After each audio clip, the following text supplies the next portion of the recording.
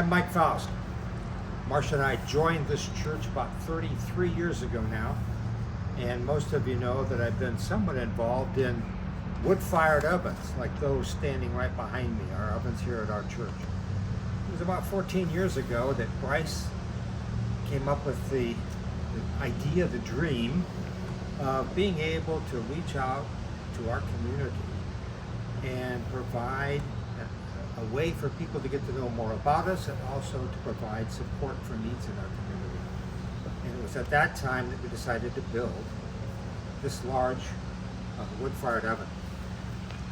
I didn't know anything about ovens at that time, but he asked me to lead a team to build this oven. And 40 of you, many of you still here, volunteered to help build this oven. After we built it, we started to have pizza events, bread baking events, and connecting with people here in our community. It has worked quite well for us.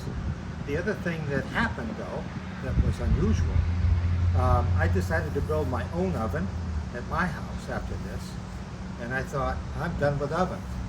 But we gained a little notoriety to the point where we were written up in the Star Tribune, the St. Paul Press, in Southwest Airline magazine, and I was even on a podcast, national podcast, talking about unusual ways to use wood-fired oven. So what happened there?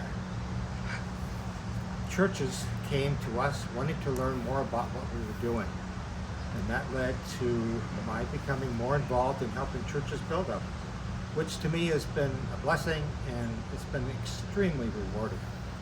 Now in Minnesota, there's about 20 ovens sprinkled around the state, a lot of them here in the cities. We got an oven in Milwaukee, Detroit, in North Carolina, and I do help some people that do work with wood-fired ovens in Costa Rica. So lots has happened in the past 14 years. The other thing that has worked well is for us to stay in contact with one another, those of us that have ovens at our churches, and find out what's working and what's not. There's kind of a common thread that we've all, I guess, agreed to, that it exists, and that is getting not consistent, but getting enough volunteer help to put on these large pizza events. It is very time consuming. It takes a couple days, a day to prep, make the doughs, get the toppings all prepped, set up, and the day of execution, and then clean up.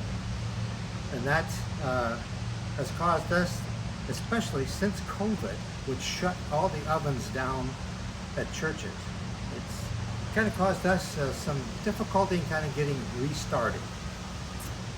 But that leads me to something else that happened. On October 22nd, I was sitting in the church pew listening to Pastor Bill's sermon. The focus was stewardship. And he talked about Jesus feeding the 5,000. And then he talked about how that equates to stewardship. I want to share a couple things that he brought out in that sermon.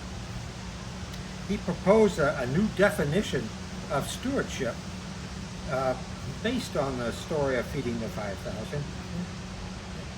And he says stewardship is really about celebrating the pieces of our lives that we freely offer and multiply them to provide nourishment for the hunters of life.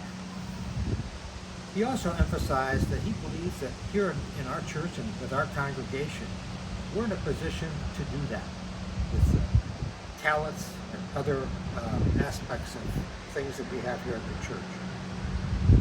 He closed by saying he has two wishes for our church to multiply. He'd like us to see the expansion of getting more people in our community to attend our church and some activities at our church, to experience the positive aspect of meeting us here at the church. This is all built upon his interview with new people that have joined the church. And they've all indicated that they were really well received by us members and felt very comfortable in coming to this church. The other point he made is he wants to make a larger impact in addressing the needs here in our own community. So here I was sitting here listening to that sermon. About 3 weeks prior to that, I learned about our sister church, Alexandria United Methodist Church in Alexandria, Minnesota, on how they have resolved some of the issues in putting on large fundraiser drives for pizza events. I dug into that a little bit more the following week, had some discussions with the people there, and then shared this whole concept with Bill. And he's excited about it as much as I am with regards to being able to move forward with a whole new concept. So let's give you a little overview of what they are doing up there. But Tara and I went up on June 19th to one of their events, and here's what we saw. Okay.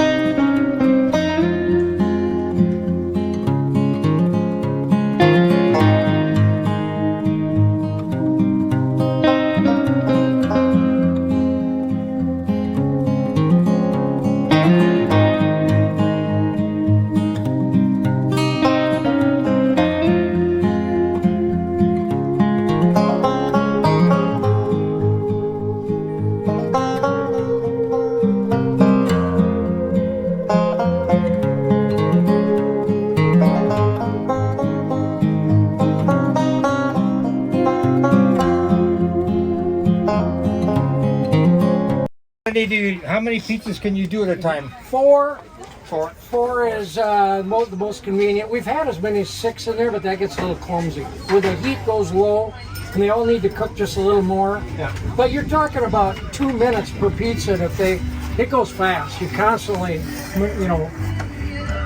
having the brain surgeon here twisting like that. Look at that guy.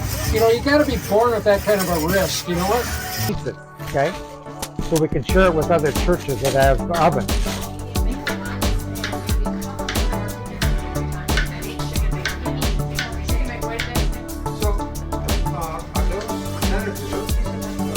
I have Carrie here, and I'll let her introduce herself. She is one of the 2 nonprofits here tonight that will be a recipient of the fundraising aspects of what's happening with the pizza sale here in Alexandria. So this is your 2nd year. Yes. And I understand how the funds are distributed at the end of the year. Mm-hmm. And from your perspective as a fundraiser, is this a pretty inviting way to get money for your group? Absolutely. Yeah, I think it's one of the fundraisers that makes it a little bit easier because we have a lot of people to organize things. So it's a matter of just making that connection, getting on the list. And we're always excited when we're accepted as a group to volunteer. It always ends up being one of our top fundraisers for our dance team. Is it? Good. And do you have problems getting is it all girls? Yes, right now it's all girls. Okay, so is it hard to get them organized to come up and do their volunteer stints? No, so we usually kind of break it up so they're only 2-hour shifts to do that. So it's a small commitment. I know summers get busy for everybody, but it doesn't seem like a huge all-day commitment for us. So people are able to weave that into their summer schedules pretty easily. Yeah. Well, I thank you. I'm just wondering the perspective of the recipient of what happens here. And our church is watching this video. You have your ovens. You may be in the same situation that we are in.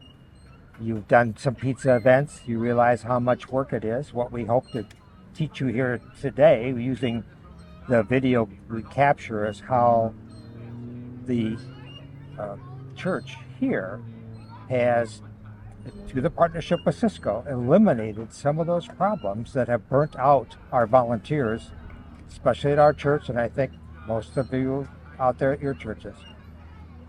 So if I ask this young lady next to me here, this young, excited pastor, I love that he calls me young. to say, what would you say to these churches who have ovens? What should they consider trying it again with this model? Yes, I absolutely would say yes, yes, and yes. And go back to the table.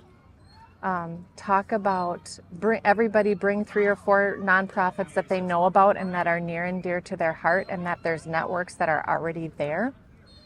And then talk about how you might engage them in conversation. So take your time.